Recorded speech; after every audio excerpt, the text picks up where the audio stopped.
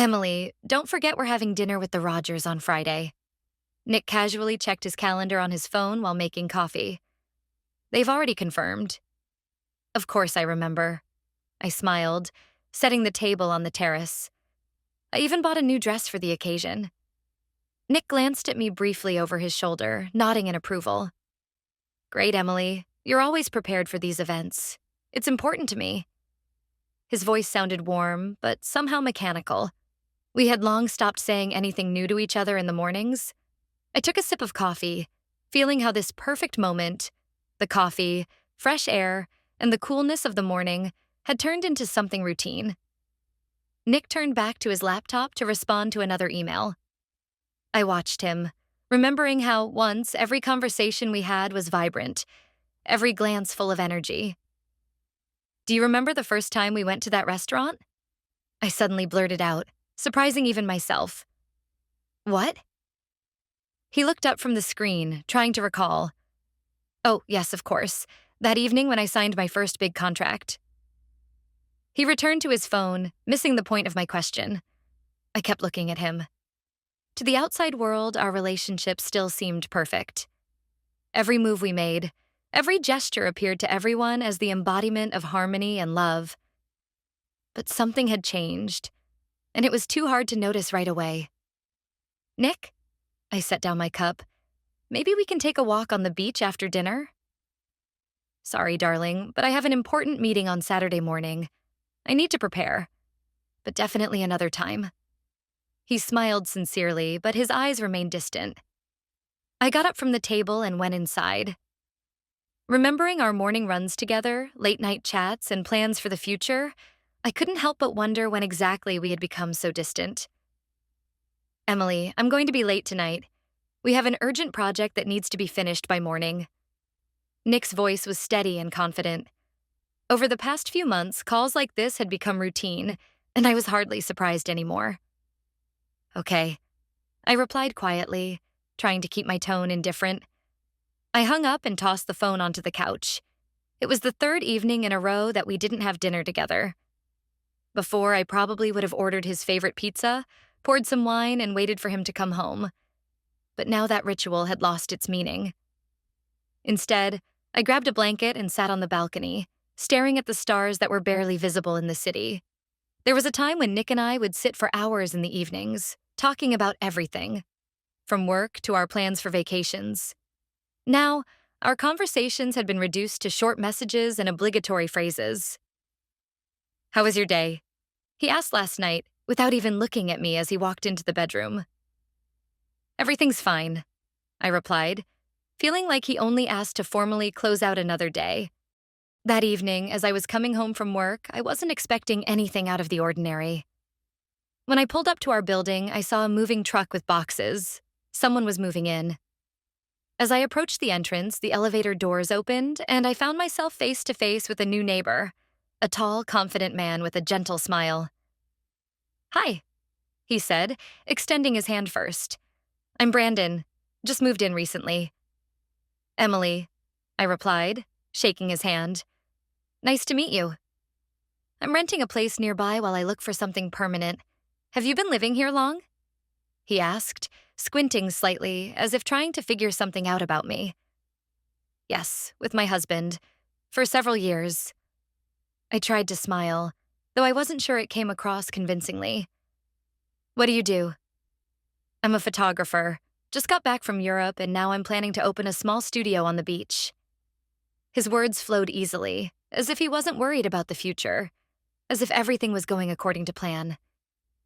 There was a confidence in his voice and movements that I hadn't felt in my own life for a long time. That sounds interesting, I replied, genuinely impressed by his resolve.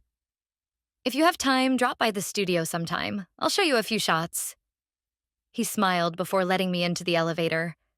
Maybe we'll even do a photo shoot. I nodded, feeling strangely unsettled.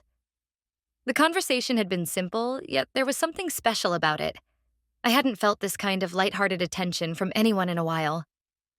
We exchanged a few insignificant remarks about the neighborhood, the weather, and local cafes, but there was an honesty in the conversation that had been missing from my days for a long time. When I got home, Nick still wasn't back. I made dinner, but barely touched my food. Thoughts of meeting Brandon wouldn't leave my mind. It had been just a random conversation with a neighbor, but for some reason it stirred something in me that I hadn't felt in ages. The sensation that someone was truly listening and noticing me.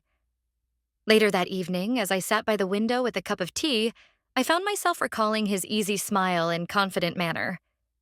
A few weeks passed, and strangely enough, my encounters with Brandon became more frequent. At first, it was just brief conversations in the parking lot, then random meetings during morning runs or at the cafe. Each of these moments felt relaxed and natural. Brandon was always open, always attentive, and his interest in my life seemed genuine. It was a stark contrast to how Nick and I coexisted, near each other, but almost without interacting. "Are you still doing interior design?" Brandon asked one morning when we bumped into each other on the boardwalk. "Yes, it's my job and, well, something that brings me joy." I smiled slightly. "And what about you? Have you opened your studio yet?" "Almost," he smiled back. "I'm already buying the equipment. By the way, you could help with the studio's interior design if you have time." His offer came so unexpectedly that I laughed, trying to hide my embarrassment. "Maybe," I replied, though at that moment I wasn't sure if I should really agree. One evening, after a long day, I received a message from Brandon. "If you're bored tonight, swing by the studio. I'll show you what I'm working on." It was an entirely innocent invitation, but I suddenly felt a strange excitement. "Do you mind if I go check out the new neighbor's work?" I asked Nick casually over dinner, knowing full well he wasn't particularly interested in where I spent my time. "Sure, go have fun," he replied, not even looking up from his laptop. I went to Brandon's studio. Inside, it was cozy and stylish, with soft lighting illuminating the walls adorned with beachside photos. His work was stunning. Every photograph captured something deep, something that resonated with my own inner feelings. "This is incredible, Brandon," I said, stopping in front of a photograph of the sea at sunset. "You capture the moment like it's coming to life." "Thanks," he said with a smile. "Would you like to take part in a photo shoot? Nothing serious, just for fun." I hesitated for a moment, but then agreed. It was a simple, fun moment. Brandon made me laugh, teasing me as he took the pictures. For a brief moment, I felt free, like I had returned to a time when life was simpler. When I got home, Nick was already asleep. I lay down in bed, but sleep didn't come. The next morning, I sat in the kitchen with a cup of coffee, reflecting on how quickly and subtly my life had begun to change. My interactions with Brandon had become something I eagerly anticipated, though I hadn't admitted that to myself yet. That evening, as Nick and I ate dinner in silence again, he suddenly looked up from his plate and said, "I've been thinking, what do you say we go on a vacation? To the beach for a couple of weeks. I feel like we both need it." His suggestion caught me off guard. For the past few months, he had been so absorbed in his work that I had stopped expecting such words from him. But in that moment, a glimmer of hope sparked inside me. "Are you serious?" I asked, trying to hide my surprise. "Yes. I found a little house by the coast, a secluded spot where we can relax." He spoke calmly, as if he had already thought it all through. "I think it'll be a good way to ease the tension, to bring us back." His words filled me with warmth and anticipation. It had been so long since I had heard such sincerity in his voice, and I wanted to believe that this vacation could be the chance we'd been waiting for. "That's a great idea, Nick." I smiled. "I really think we need this." We started planning the trip. I watched as Nick enthusiastically picked dates, discussed routes, and even suggested a few sightseeing spots. It felt like the old days, when our marriage had been full of joy and adventure. My heart swelled with hope that this vacation might help us recover what had been lost. However, thoughts of Brandon didn't completely disappear. While I tried to focus on the upcoming trip with Nick, Brandon's image occasionally resurfaced in my mind. But I kept convincing myself that the vacation with Nick was what truly mattered right now. A few days before we were set to leave, I accidentally ran into Brandon at a cafe. We exchanged a few words and I told him about our trip. His reaction surprised me. "You won't believe this, but I'm going to the same place," he said with a smile. "I have a photo shoot for a new project there." What a coincidence, right? My heart skipped a beat. I tried to mask my unease with a light smile. Really? What a coincidence. Well, maybe we'll bump into each other, I replied, trying to sound as casual as possible. But deep down, I knew that this coincidence could change our vacation in ways I hadn't anticipated. The first few days at the beach were perfect. Nick seemed relaxed, and our communication finally started to resemble what it had been in the early years of our marriage. We walked along the shore, laughed at old jokes, and enjoyed each other's company. Everything felt real and necessary. I believed that this vacation could truly change something in our relationship. On the third day, as we were strolling along the beach, I noticed a familiar figure in the distance. Brandon, dressed casually, was organizing a photo shoot nearby.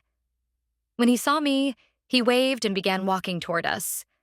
I tensed up but tried to appear calm. "Emily, didn't expect to see you so soon," he said with a smile as he approached. "Brandon, hi." I nodded, feeling a subtle tension in the air. "This is my husband, Nick." They exchanged handshakes, and Nick looked at him with interest. "You're the photographer Emily mentioned?" Nick asked. "Interesting. We were just thinking about checking out some kind of exhibit or art event while we're here." "Yes, that's right.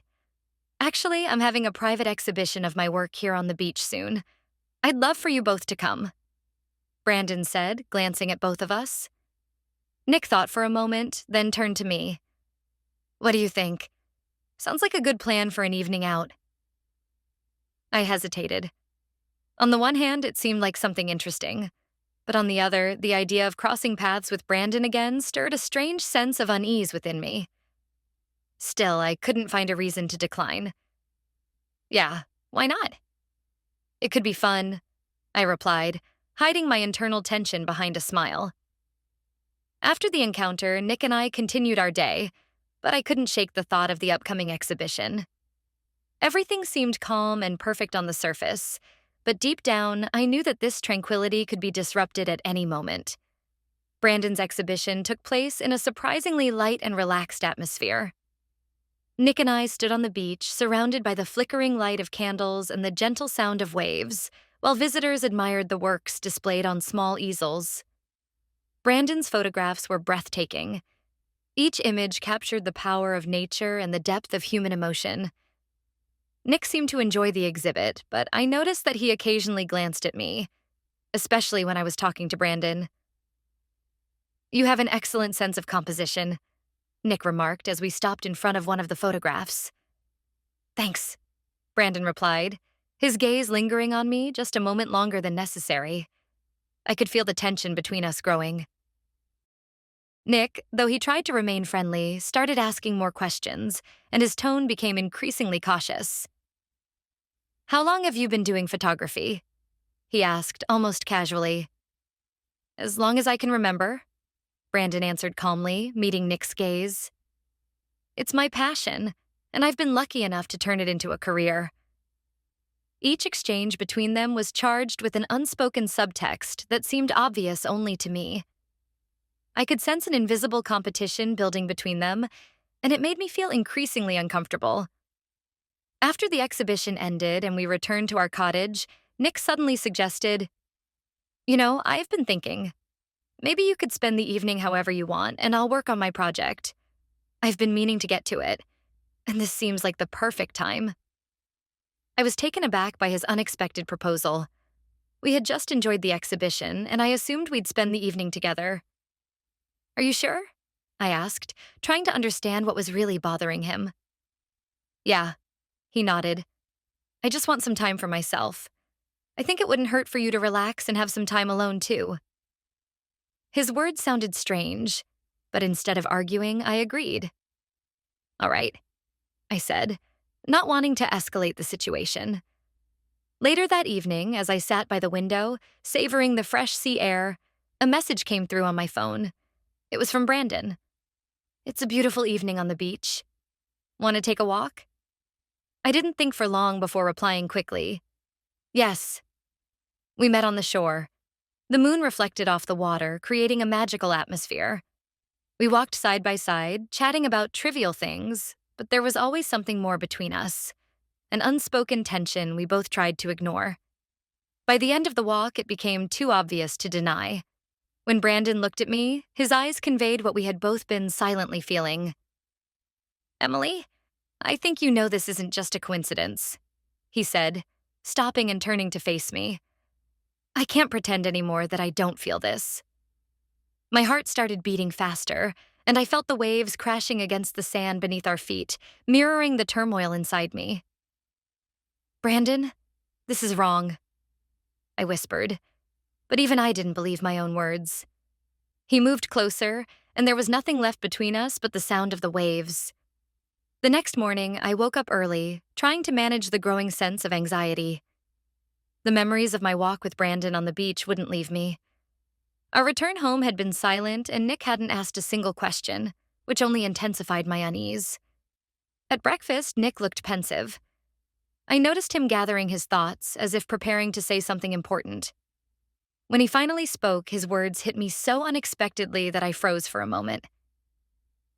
Emily, he began, setting his coffee cup aside. I want to talk to you about last night. I saw you walking on the beach with Brandon. Nick, I began, scrambling to find an explanation, but he raised his hand to stop me. Wait, I don't want to make a scene. I understand that something's been off between us for a while. And it's not just your fault. I haven't been honest with you, or maybe even with myself. I looked at him closely, unsure of where this conversation was headed. You know, I've been feeling distant for a long time, he continued, his eyes heavy with emotion. Work, stress. But that's not the whole truth. There's more. The thing is, I've been attracted to someone else too. It's Hannah, my colleague. We spend a lot of time together at work, and she's here, on this vacation as well. Hannah? I repeated, barely believing what I was hearing. Nick nodded, and seeing my reaction, he added, Yes, and I don't want to hide it from you. It's not that I want to leave or destroy our marriage, but I feel like we're both missing something in our relationship, and maybe it's time we try a different approach. A different approach? I frowned, not entirely sure what he meant. I'm suggesting we try open relationships. Nick said this with such calm certainty that it startled me even more. No lies, no secret meetings behind each other's back. We can explore our feelings for other people while staying honest with each other. Open relationships? I echoed, feeling how strangely those words resonated within me. I know it's unexpected, he admitted, but we both feel that something has changed. And maybe this is a way to preserve what we have without destroying each other. I didn't know how to respond. All I felt was shock and confusion. But to my surprise, I didn't reject his suggestion right away. There was something about it that made me pause and reflect. Perhaps because I was already in a similar situation myself. The return home was strangely calm. After the candid conversation with Nick, I had expected a storm of emotions, but instead, there was only silence and mutual understanding. We no longer discussed what had happened, but I knew that our lives had changed forever. It seemed that we both accepted this new reality, though it was hard to believe it was truly happening to us. Nick continued seeing Hannah, and I knew they had met several times after our return from the beach. When he told me he'd be spending the evening with her, I no longer felt jealousy or fear of losing him. It was a strange feeling, like our relationship had reached another level, where honesty had become the foundation of everything. I continued seeing Brandon as well. We didn't talk about what had happened on the beach, but when we met, it was more than just casual encounters. We spent time together, walked around the city, and it all felt so natural that I couldn't understand how I had lived without this sense of freedom for so long. Our life with Nick had found a new order. We no longer pretended that everything was still perfect, nor did we try to restore the old, ideal image of our marriage. Instead, we began to build something new. without the need to hide our feelings or the pressure to meet each other's expectations. "How was your evening?" Nick asked one night when he came home after seeing Hannah. "Good," I replied with a smile. "And yours?" "Great," he said, his smile warm, and there was none of the tension in his eyes that had been there before. We sat on the terrace with a glass of wine, and the silence that hung between us was pleasant, not tense. We both understood that there was no longer any need to play by the old rules. Our conversations now were genuine and open. As time passed, I started getting used to the fact that our lives had changed. Strangely, I felt no regret. At some point, I realized that I had found what I had always been missing: the freedom to be myself without feeling guilty for my emotions and desires. Now, there was no deceit or secret meetings in our marriage. We were both honest with each other and were building a new reality, one in which freedom of choice and sincerity were the foundation. This new order in our lives felt unfamiliar, but in its own way, liberating. I no longer felt trapped in traditional roles. Nick and I were no longer just two people trying to maintain a marriage for appearances. We had become true partners, able to acknowledge our weaknesses and desires. It had been a few months since Nick and I agreed on the new form of our relationship. In that time, many things had changed, but surprisingly, none of these changes filled me with the fear I once had. I gradually adjusted to the new life, and although it was far from what I had once imagined, I felt that I had finally found my inner freedom. Our relationship with Nick became more open and honest. There were no longer unspoken feelings or expectations weighing us down. We continued to live together, supporting each other in our daily lives, but now each of us had the right to our own emotions and connections. Nick continued seeing Hannah, and although I initially felt an odd unease about her, over time that feeling faded. She simply became a part of our new reality. Things were more complicated with Brandon. Our meetings were filled with emotional tension, yet without the obligations that typically accompany relationships. We could spend hours talking about life, art, and dreams, but at some point I began to wonder where it was all heading. One evening, as we sat in his studio looking over new photographs, he suddenly asked, "Emily, have you ever thought about what's next for us?" His question caught me off guard. We had always avoided such conversations, content with the way things were, but now I realized it was time to think about the future. "I don't know, Brandon," I answered honestly, looking at his face in the dim light. "This is all new for me. I used to think I knew how everything should be, but now I'm just trying not to plan too far ahead." He nodded, smiling thoughtfully. "I'm not sure I know what I want either, but I like what we have right now." We continued talking, but his question lingered in my mind.